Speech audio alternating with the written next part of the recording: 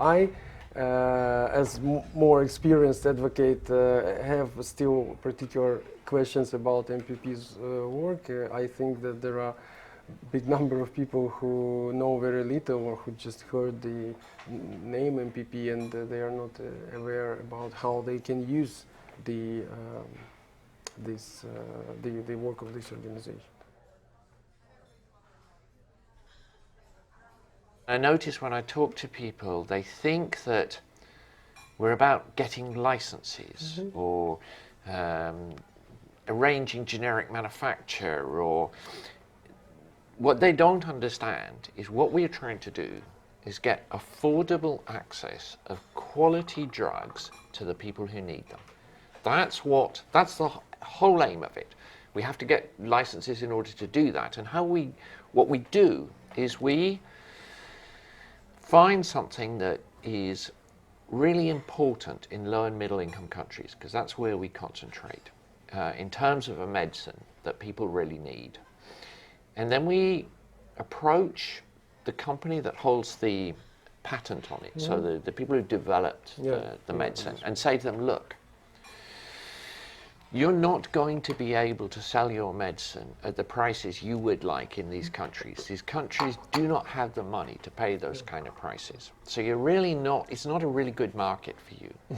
So if you give us a license to do this, we will then find generic manufacturers who we can be assured will produce quality versions, and we will give these licenses to a number of generic manufacturers so they compete against each other to drive the price as low as possible. And then for these particular countries, they will be allowed to sell into them. And this will allow governments to buy at a price they can afford for enough people to really tackle whatever the particular issue is. HIV is obviously where we started because there was such a pressing need. And then we expanded to TB, partly because of the huge overlap now of people with TB and also with HIV, and also Hep C. And of course, interestingly, now that so many people worldwide are on antiretroviral drugs, and most of them on generic versions through our licenses, people with HIV have this hugely much longer life expectancy, and essentially a normal life expectancy. So they then become susceptible to all sorts of other diseases, non-communicable diseases. And we've now expanded to look at those as well. And we're only just beginning that piece of work.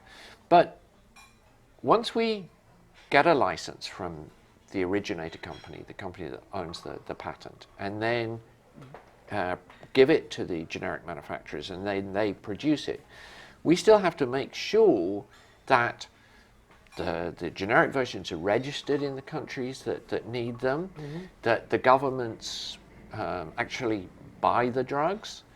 So a lot of that is then about the information and working with organizations like yours and with people like you who can advocate for this to make sure that the governments make use of this opportunity.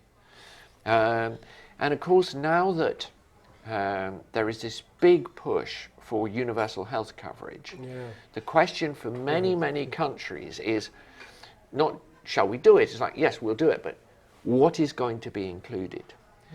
And clearly, if there are very cheap versions of really important drugs, those should be included. But it's really up to advocates to make sure that governments do include them.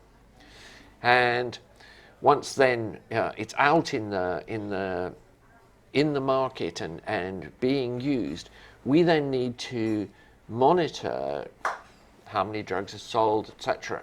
And so we do a huge amount of work to support this licensing as well, to make sure that the drugs are quality versions of it, to make sure that there's the competition in the market to drive down the prices, to make sure that our licenses are transparent because transparency is another really important thing that the world is now starting to address in this area.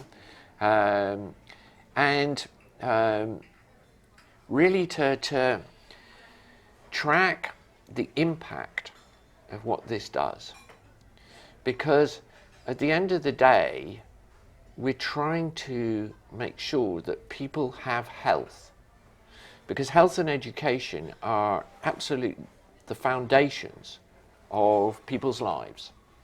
And we're dealing with the health bit of it. And that's, you know, a personal belief of mine that individuals need health. And it's only when you lose your health that you understand how important health is. But countries need health too. Investment in health is an extremely cost-effective intervention for governments. Having a healthy population is a major factor in economic development. And so for the countries that we're interested in, low and middle income countries, this is a critical part of it.